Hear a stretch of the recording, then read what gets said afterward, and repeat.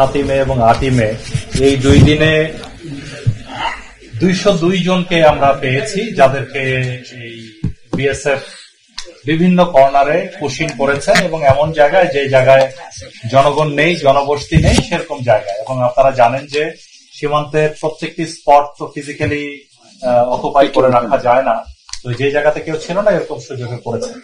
এই 202 জনের মধ্যে আমরা পরে আমাদের মাননীয় উপদেষ্টার নেতৃত্বে আমরা আমাদের মন্ত্রণালয়ে মিটিং করে তারপরে সিদ্ধান্ত নিয়ে তাদেরকে পুলিশের মাধ্যমে, এসবির মাধ্যমে ভেরিফিকেশন করে যাদেরকে বাংলাদেশি পেয়েছি।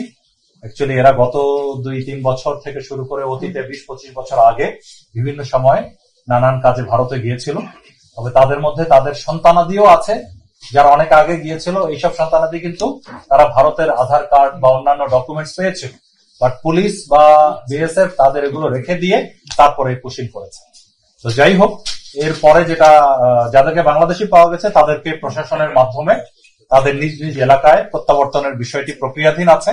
আবার এর মধ্যে 39 জন রোহিঙ্গা পাওয়া গেছে।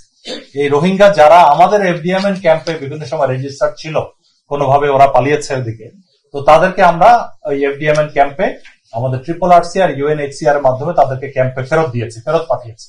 তবে এর মধ্যে একটি অ্যালার্মিং বিষয় হলো, যেটা মাননীয় উপদেষ্টা একটু হিন্টস দিয়েছেন, যে এর মধ্যে আমরা কিছু রোহিঙ্গা পাওয়া গেছে যারা ভারতের UNHCR এর রেফিউজি, ওইখানে রেজিস্ট্রেশন করা, আইডি কার্ডও আছে। এটা আমরা আমাদের দেশীয় UNHCR এর মাধ্যমে, আমাদের পররাষ্ট্র মন্ত্রণালয়ের মাধ্যমে এই জিনিসটা আমরা সবাইকে জানাতে চাই যে এটি একটি মানবাধিকার লঙ্ঘনের সামিল। যে দেশের রেফিউজি সেখানেই তো ওখানে রাখা দরকার ছিল, যে তাদেরকে আমাদের আইডি কার্ড আছে। হ্যাঁ, আইডি কার্ড আছে। যদি ক্লোজলি কেউ ছবি তুলেন এটা দেখতে পারেন যে এখানে আমরা 5 জন পেয়েছি। হ্যাঁ, একটা দেখাচ্ছি আমি, এই 5 জনের একটা দেখাচ্ছি এখানে। এই যে তার UNHCR, আপনারা ক্লোজ করলে, জুম ইন করলে দেখতে পাবেন UNHCR IN মানে ইন্ডিয়া, সেখানে রেজিস্ট্রেশন করা। তো এই 5 জনকেও আমরা, যেখানে এই 5টা আছে, আমরা এই বিষয়ে অভিযোগ দায়ের করছি। আচ্ছা, আর পুরো বিষয়টিতেও আমরা আমাদের UNHCR এ বলেছি, আর আমাদের RRRC যেখানে রোহিঙ্গাদের রেজিস্ট্রেশন হয় তাদের মাধ্যমে, এবং পররাষ্ট্র মন্ত্রণালয়ের মাধ্যমেও আমরা এটা প্রসেস করব। আর পুরো বিষয়টি তো আমরা বিএসএফ বরাবরের মতে ওরা কোনো স্বীকার করছে না যে এই বিষয়ে ওরা জানে না। এটা হয়তো তারা নিজেই চলে গিয়েছিল ভারতে, ওরা আবার নিজেই প্রত্যাবর্তন করেছে, এই ধরনের বলার চেষ্টা করছে।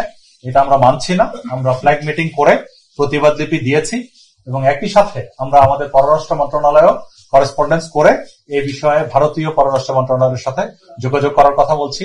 তারা যদি বাংলাদেশি হয় আমরা গ্রহণ করব, এবং সেটা একটা ফর্মাল প্রসেসের মাধ্যমে হতে হবে, এভাবে লুকোচুরি করে দেওয়ার মধ্যে না।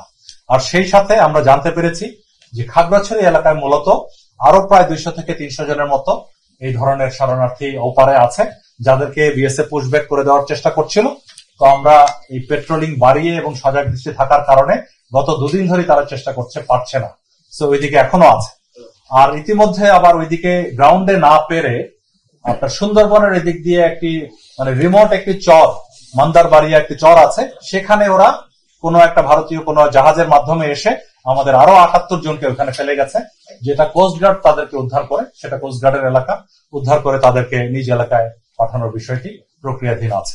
তো আমরা সজাগ দৃষ্টি রাখছি, পাশাপাশি আমাদের মন্ত্রণালয় তথা পররাষ্ট্র মন্ত্রণালয়ের মাধ্যমে এটা ভারতের সাথে এই বিষয়ে আমরা প্রতিবাদ জানাচ্ছি।